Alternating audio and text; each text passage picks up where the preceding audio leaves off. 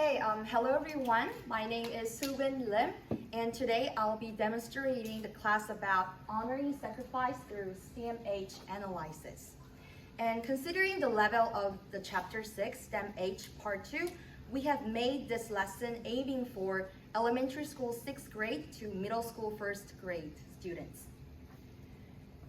Now I'll start the class. Hi everyone, how are you today? Good? So? Right, I'm glad that most of the students are feeling good today. Before we start the class, I have given you a homework about watching the video about DPAA, Defense Prisoner of War and Missing in Action Accounting Agency, and fill in the blanks of this handout. Yeah. Did everyone finish their homework? Yeah. Great. Then, do you remember what DPAA is and how scientists in DPAA works to honor the sacrifice of the veterans? No. No? Sorry. No worries, because we'll watch the video again. And after the video, we will check the answer of the homework handout. So let's watch this video.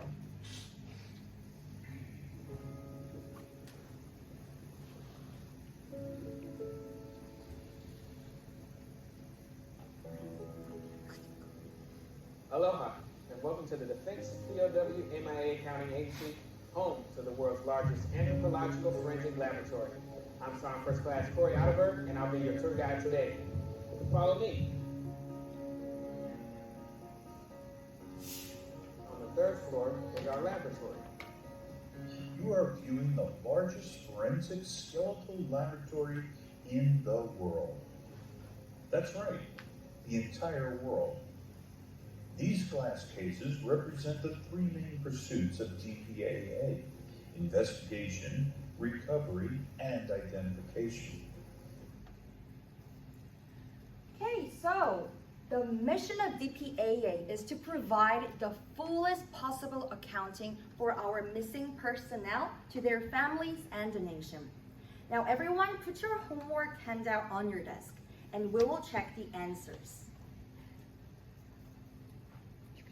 Great job, everybody. Now that we have checked the answer of the homework handout, I believe that we have now know about DPAA and the role of the scientists working at there.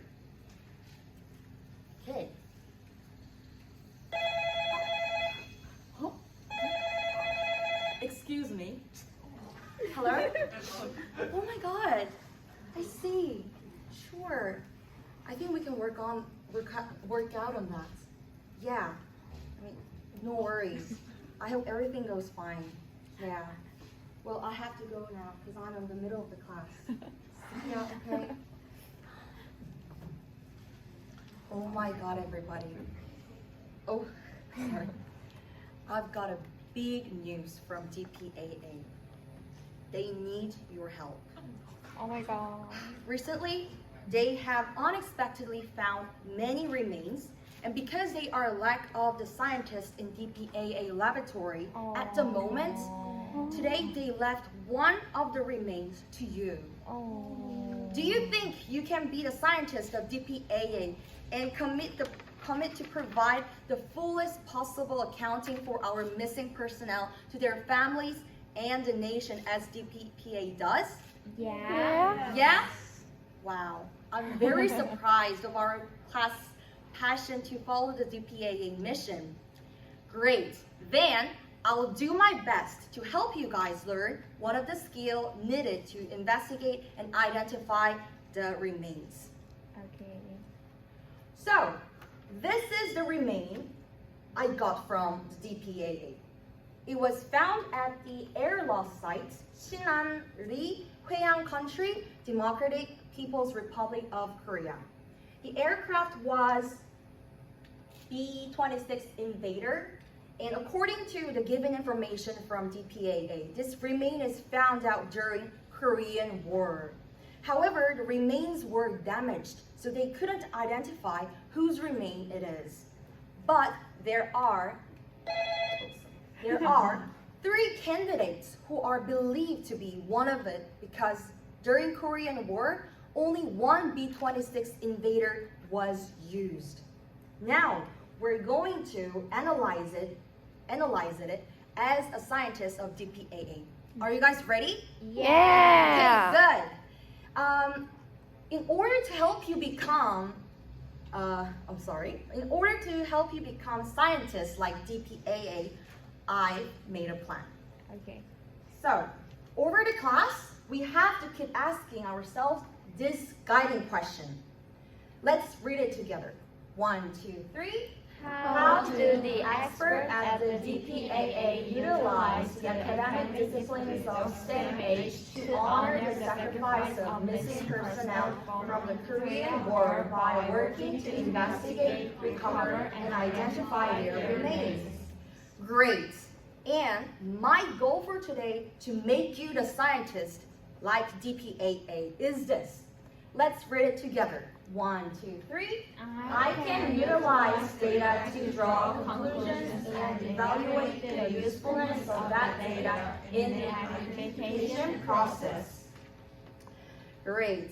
And I also have 3 activities ready to make you become scientists like DPAA. So the first, activity 1 is finding a relationship between length of tibia and stature. And activity 2 is utilizing the scientific and mathematic formulas. And lastly, the activity 3 is applying formulas and identifying. Okay, so back to the point. The first activity 1, finding a relationship between length of tibia and stature. Let's start. So back to the first point. How can we identify the remains? Yeah, good guess. But here are the profiles of 3 candidates. The only information we know is the name and the position, age, and stature.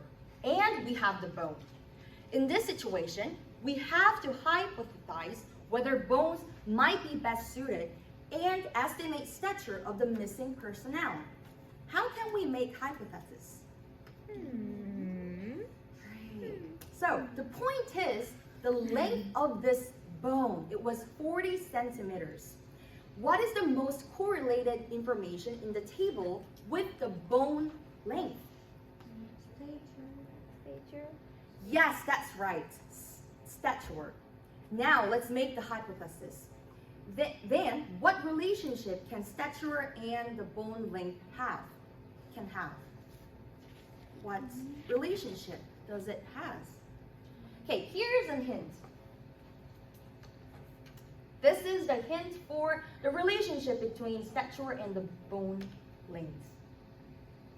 Yes, that's right. The length of the bone is proportional to the stature. So the length of the bone is proportional to the stature.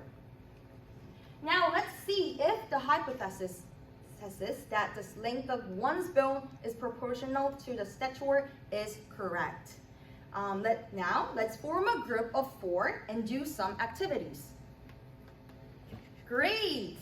Before we begin, I will explain the method of the activity step by step. So listen carefully. First, everyone is going to measure the tibia and stature in the group. How to measure the tibia is written on the handout. So you can look at the handout after I give it to you. And second, you are going to calculate the ratio. And the ratio is stature of each team member in centimeter divided by tibia length in centimeters. Third, once all the team members finish finding out the ratio of themselves, the team have to calculate the average of ratio. And fourth, complete the following formula with that average of ratio. So the formula is estimated stature equals tibia in centimeter times ratio. Fifth, test your hypothesis by using the formula that you have established in previous process. You can plug the measurement into the formula that you made. So this is the estimated stature, length of tibia times average of ratio. Finally, record the estimated stature and calculate it using the formula in the box in the handout. So now I will give you the handout.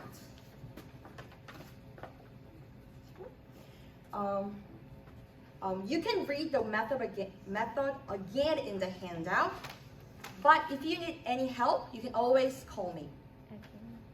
And now I will give you 10 minutes to finish this handout. Now, did the team finish the activity 1? Yes. Good. Can you say that our hypothesis is true? It's true. Right. Everyone seems to have obtained it well because the estimated height and actual height are not much different. So this is the formula we have just used, right? Yes. So let's move on to the activity 2, utilizing scientific and mathematics formulas. In fact, the hypothesis we have just made is a scientific fact that has already been tested. Can everyone open the book, page 202? Yes. Okay, thank you. Now we can see the utilizing scientific formulas. Who wants to read? Me. Oh, Youngin, can you read it? Yeah. The study of human anatomy has determined that physical stature height can be estimated based on the length of long bones such as the femur, humerus, and tibia. The science of forensic anthropology has advanced dramatically since its beginning in the 19th century, when early scientists sought to develop formulas such as the radio formula you created. Right, so we have 3 ways to estimate the stature of a person by the length of bones such as femur, humerus, and tibia. However, since we got tibia from DPAA laboratory, today we are only going to learn the formula of tibia. So, in order to estimate the height of a person by length of tibia, this is the formula you need. Length of the tibia bone times 2.52 plus 78.61 equals the estimated height, error range of plus minus 3.37 centimeters. So, using the formulas above this, we are going to practice. Practice. Let's calculate the height of the remains excavated at the virtual B26 crash site. So the tibia found at the virtual B26 crash site was 37 centimeters. Can you calculate the estimated stature? Yes. Yes? Okay. Then I will give you 1 minute to calculate the estimated height range by using the formula we have previously learned. So, what is the answer? Takara? Right, the estimated height range is 168.48 centimeter to 175.22 centimeters. But let's calculate again with me. Okay. So, this is the formula we have to use, right? Yeah. And the length of the tibia excavated by DPAA or archaeologists at the virtual B26 crash site was 37 centimeters. So, how to? Okay, so, yes, this is 30. Yeah, so this. So this is the error range we have to calculate, right? Yeah. Right, I was gonna explain it, but this video is very fast. So, okay, so we have to calculate this first, and then plus this, and then the answer is this. But we have to also get the error range. So the range is 168.48 centimeter to 175.22 centimeters. So, great job, everybody. If you don't understand, please raise your hand. Okay, are you all with me? Van, put your thumbs up. Okay, great. So, I think everyone is now ready to go into the real action. From now on, we are moving to activity 3, applying formulas and identifying. We are going into the real situation to help DPAA identifying the remains by using the formula we have just learned and practiced. So, hello scientists, good afternoon. Today, our mission is to investigate and identify the remains founded at the air crash sites. And like I said at the start of the class, we have 3 candidates who are missing in aircraft B-26 Invader during Korean War. So our duty is to find out whose remain it is. Let's start from Captain Abel. But before we start, open the handout. Open the handout 3. I will give it to you.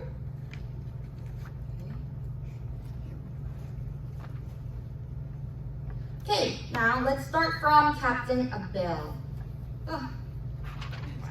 Captain Abel. Write down on the blank of the table, because I made it blank. So, the Captain Abel, his age 30, position pilot, stature 179.97 centimeters. And move on to take a look at the second Lieutenant Baker. His age is 23, position navigator, and stature 172.085 centimeters. And lastly, Staff Sergeant Fox, age 19, position gunner, stature 193.808 centimeters. So did everyone fill in the blank of the table? Yes. Okay, great. Okay, Van. Now it's time to make the hypothesis. Remember the formulas, right?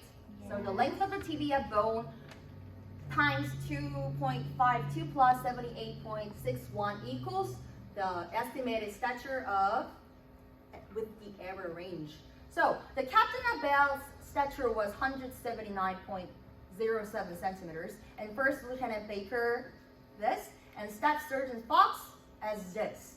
And the length of the tibia bone that DPAA gave us was 40 centimeters. Then, by using this 40 centimeters, can we have the estimated stature? Yes. Yes, we can, right? By using this formula. So, now I will give you 2 minutes to discuss with the team member. You can work it together to get the answer, to get the estimated stature. I'll give you 2 minutes. Okay.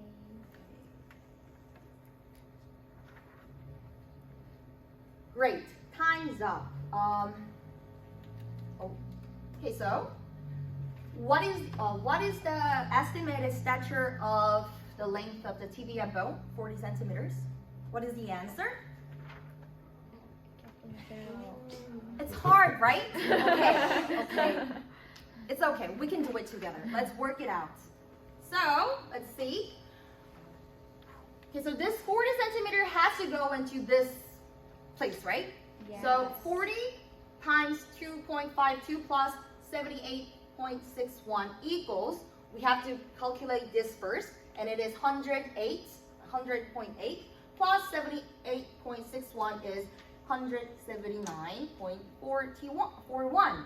And then we have to calculate we have to do the plus minus 3.37 in order to get the error range. And so the final answer of the estimated stature is 176.04 centimeter to 182.78 centimeters. So, everyone, are you all with me? Yes. Okay, if you don't understand, you can always call me or you can ask your friends next to you. Okay, now it's time to make the hypothesis of whose tibia it belongs to. So we had the 3 candidates, right? Yes. So make the hypothesis according to the data we have just made. I will give you 2 minutes to discuss with the team member to make the final hypothesis. Okay, time's up. I'll count 3. Okay, no, sorry. You guys will raise one if you think it most likely represents Captain Abel, and raise 2 if you think it represents First Lieutenant Baker, and raise 3 if you think it represents Staff Sergeant Fox. So, 1, 2, 3. Okay, so I see everyone at our classroom identified that it belongs to Captain Abel's. Let's see if we were right. I will send our data and hypothesis to DPAA laboratory. Oh, so we chose Abel, right? Let's wait for the reply from DPAA. So, yeah, we were right. So, combining all the data, include ours and DNA data, it was Captain Abel's remain. Thanks to your work, we have contributed to fulfill DPAA's obligation to those individuals, their families, and the nation to honor the sacrifice of all service members. So, today we have learned how to utilize data to draw a conclusion and evaluate the usefulness of data in the identification process by making and testing the hypothesis. I have last question before we finish the class. What limitation might exist in using stature estimates in identification? There must have some kind of limitation limitation in using stature estimates in identification. Right, Tiffany? Yeah, that's right. So when DPAA works in the process of investigation and identification, they not only use the formula we learned today, but also the DNA test or other scientific and mathematical analysis in order to make accurate conclusion. And next class and next lesson, we are going to learn how to investigate, recover, and identify the remains by using the DNA analysis. Sounds fun, right? Yes. Good. Okay, so through today's lesson, can you now capture the spirit of DPAA's mission? Yes, let's read the mission of DPAA together, written on the second handout, and wrap up the class. So, 1, 2, 3. The mission of DPAA is to provide the fullest possible accounting for our missing personnel to their families and the nation. Okay, so let's give a big applause for everyone who worked very hard for this lesson. Great. Then this is the end of the class. This is the end of today's class, and thank you, everyone.